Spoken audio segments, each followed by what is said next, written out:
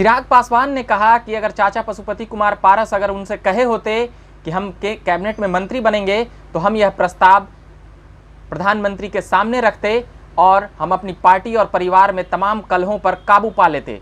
इन तमाम बातों के लिए हम उनके घर पर गए थे और घंटों रुके भी थे, आधा घंटा तो उन्हें बाहर ही रोकना पड़ा।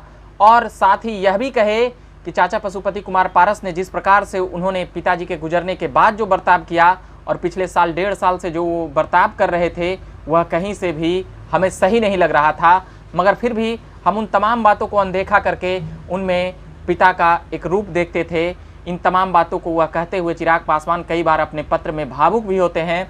इससे पहले बता देते हैं कि आप देख रहे होंगे झकास भारत और मेरा नाम हुआ रविकांत। चिराग पासवान आखिर क्यों इतने बागी हो गए? क्या चिराग पासवान सचमुच बागी होना चाहते थे?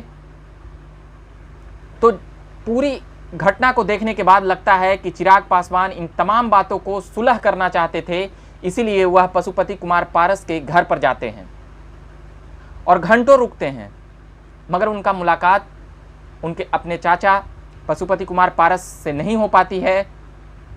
इस बात से काफ़ी नाराज थे चिराग पासवान। उनका कहना था कि जो भी मतभेद है, जो भी बातें हैं, अगर आप पार्टी में कुछ भी बनना चाहते हैं या सरकार में आप कुछ भी बनना चाहते हैं तो एक बार बात कर लें।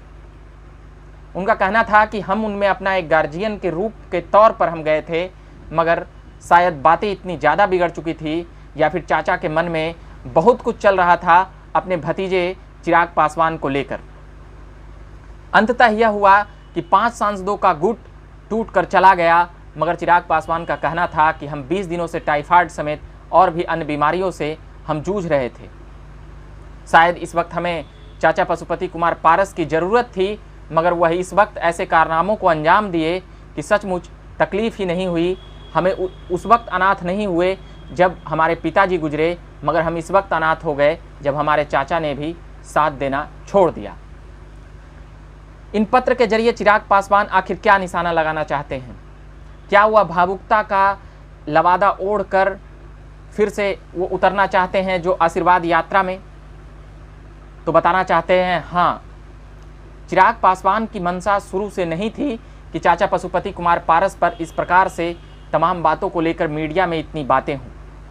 इसी के लिए वह उनके घर जाते हैं, मगर शायद वो बातें और कहानी अब इतिहास बन गई और इस पर खूब चर्चाएं होगी कि चिराग पासवान पशुपति कुमार पारस के गेट पर बात करने के लिए आधा घंटे खड़े थे और घंटे भर इंतजार किए, मगर बात नहीं हो पाई। उल्टे चाचा ने पार्टी तोड़ दी और ये बातें इतिहास में भी याद रखा जाएगा कि कैसे राष्ट्रीय अध्यक्ष को इधर से उधर किया गया। मगर चिराग पासवान ने तमाम बैठकें करके दिल्ली में ये भी बातें साफ कर दी है कि अब मैं चाचा से फरियाने के लिए तैयार हूँ, चाहे कोर्ट जाना पड़े या चुनाव आयोग जाना पड़े या फिर आशीर्वाद यात्रा के जरिए 5 जुलाई को वह जिस प्रकार से आएंगे बिहार और वह यात्रा में लगेंगे तो ये पूरी बातें साफ हो जाएगी कि जनता किसे समर्थन कर रही है और जनता क्या चाह रही है। चिराग पासवान का कहना था कि जो प्रदेश अध्यक्ष हटाए गए थे उनके चाचा पशुपति कुमार पारस, उस वक्त अध्यक्ष रामविलास पासवान थे, यानी उनके पिताजी थे और पशुपति कुमार पारस के भाई थे। उनका कहना था कि रामविलास पासवान यानी उनके पिता चाह रहे थे कि प्रिंस पासवान को प्रदेश अध्यक्ष बनाकर परिवार में सभी लोगों को सेट कर दिया जाए, मगर शायद पशुपति कुमार पारस को यह एहसास नहीं हुआ। पशुपति कुमार पारस उल्टे यह कहते हुए नजर आते हैं कि 6 विधानसभा में हमारे प्रदेश अध्यक्ष रहते हुए परिणाम आया। ऐसी कई बातें पत्रों के जरिए जाहिर किए, मगर इसमें लगता है कि चिराग पासवान के पिताजी रामविलास पासवान वह अपने परिवार को सेट करना चाहते थे। और राजनीति में कहीं ना कहीं एक बातें और भी जो आरोप लगती है रामविलास पासवान पर कि वह परिवारवाद के जिस प्रकार से अपने परिवार के चाचा भतीजा और तमाम लोगों को सेट करने में लगे हुए हैं, वह समाजवाद और लोकतंत्र की जिस प्रकार से टैलेंटेड लोगों को आने नहीं देते हैं और अपने परिवार के लोगों को ही चुनाव में लड़ाते हैं और उन्हें पद और प्रतिष्ठा दिलाते हैं। यह आरोप है रामविलास पासवान की राजनीति पर।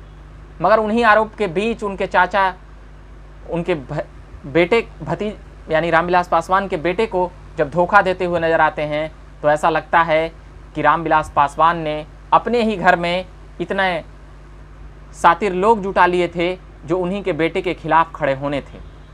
हम वह कहानी सुनाएंगे, उनके चाचा और भतीजे की कहानी और रामविलास पासवान ने कैसे अपने परिवार को तमाम लोगों को सेट कर दिया, मगर बाद में उनके बेटे के खिलाफ ही ये लोग खड़े हो गए।